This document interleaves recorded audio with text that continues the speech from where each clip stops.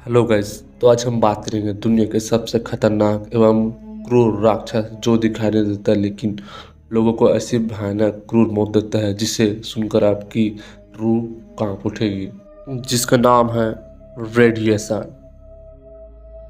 जो JCO company है वो फ्यूल बनाने का काम करती थी और वो फ्यूल यूरेनियम के कन्वर्जन से बनाया जाता था। जब जेसीओ में फ्यूल की मांग बढ़ी तो उन्होंने सारे सेफ्टी फ्रीक मशीनों को तोड़ दिया और जो काम स्पेशलाइज्ड मशीनों के थ्रू होना था उन्हें सीधा लोगों के जरिए करवाने लगा। कंपनी अपने शेड्यूल प्रोडक्शन से बहुत पीछे चल रही थी तो उनके ऊपर बहुत प्रेशर था। कंपनी के वर्करों ने यूरेनियम मिक्स करने वाले प्रक्रिया में 4 चांद लगा दी। जो काम स्पेशलाइज्ड मशीनों के थ्रू होना था उन्हें वो खुद करने लगे। फ्यूल जल्दी तैयार हो सके इस वजह से उन्होंने यूरेनियम की मात्रा को 5% से बढ़ाकर ज़्यादा कर दिया ताकि फ्यूल जल्दी से तैयार हो सके। और जो कन्वर्जन स्पेशलाइज्ड पाइप के थ्रू होकर मेन टैंक में जाना था उसे सीधा स्टेनलेस स्टील के बाल्टियों के जरिए सीधा मेन टैंक में डालने लगे। इसाशी, आउची, शिनोहारा और युगोकावा ये तीनों लोग फ्यूल को मेन टैंक में डाल रहे थे और जो मेन टैंक होता है उसमें एक्सट्रीम रेडिएशन पहले से मौजूद था और केमिकल इम्बैलेंस हुआ और नीले रंग की रोशनी निकली। घटना के बाद तीनों रेडिएशन के चपेट में आ गए और रेडिएशन के चपेट में आने से उन तीनों के हाथ पैर में असहनीय दर्द होने लगा और उन्हें चक्कर भी आने लगे तथा थोड़ी देर बाद तीनों ने वोमिटिंग कर दी जिस वजह से उन्हें हॉस्पिटल शिफ्ट किया गया। पूरी घटना को समझने के बाद डॉक्टरों ने उनके रेडिएशन लेवल को चेक किया तो पाया कि आउची को 17,000 मिलीसीवर्ट और शिनोहारा को 10,000 और योकावा को 3,000 मिलीसीवर्ट का radiation. Interstellar radiation safety limit की माने तो एक व्यक्ति 20 मिलीसीवर्ट का रेडिएशन झेल सकता है, लेकिन आउची को पूरे 17,000 मिलीसीवर्ट का रेडिएशन मिला था। रिपोर्ट देखकर डॉक्टरों के होश उठ गए कि आखिर ये बंदा जिंदा कैसा है।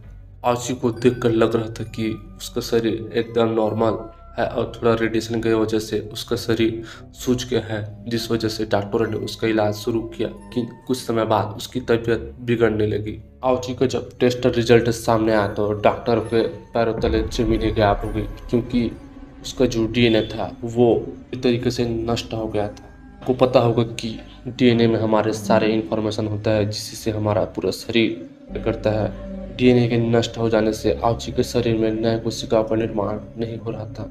पुरानी कोशिका के नष्ट हो जाने से नए कोशिका नहीं भर रही थी जिस वजह से उसका स्किन होता है वो गल गल कर गिरने लगा। सोचो एक व्यक्ति को इतना दर्द असहनीय जो सहन नहीं कर सकते इतना दर्द जब उसके शरीर से मेडिकल टेप को उतारा जा रहा था तो उसके साथ उसकी स्किन भी चिपक के उतर रही थी। यहाँ थोड़ी सी चोट लगने पर हम दुनिया इधर से उधर कर देते हैं। सोचो कितना असहनीय दर्द बेचारों को झेलना पड़ रहा था। इस समस्या से बचने के लिए डॉक्टरों ने एक तरीका इजाद किया जिसे कहते हैं पेरिफेरल ब्लड ट्रांसप्लांट। इसमें हेल्दी सेल्स को आउची के शरीर में डालना था और बेस्ट डोनर का मैच मिला उसकी बहन कि आउची के शरीर में नए सेल का निर्माण कर सके। ये सक्सेसफुल भी रहा। यहाँ तरीका कुछ काम नहीं आया लेकिन आउची का शरीर नए सेल्स का निर्माण नहीं कर पा रहा था और उसकी वाइट ब्लड सेल्स मानो खत्म ही हो गई थी। हालत और बिगड़ी। आउची को सांस लेने और खाना खाने में भी प्रॉब्लम आने लगी।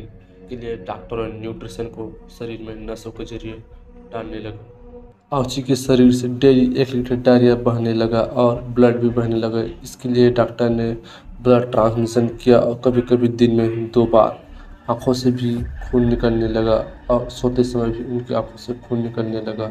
आउची को सुलाने के लिए हाई लेवल ऑफ नार्कोटिक्स दिए जाने लगे।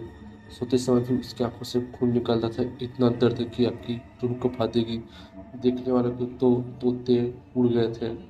डेली के ब्लड ट्रांसमिशन से उसके दिल की धड़कन 120 की रफ्तार से धड़कने लगी और कुछ दिनों बाद उसकी दिल की धड़कन रुकने से उसकी मौत हो गई।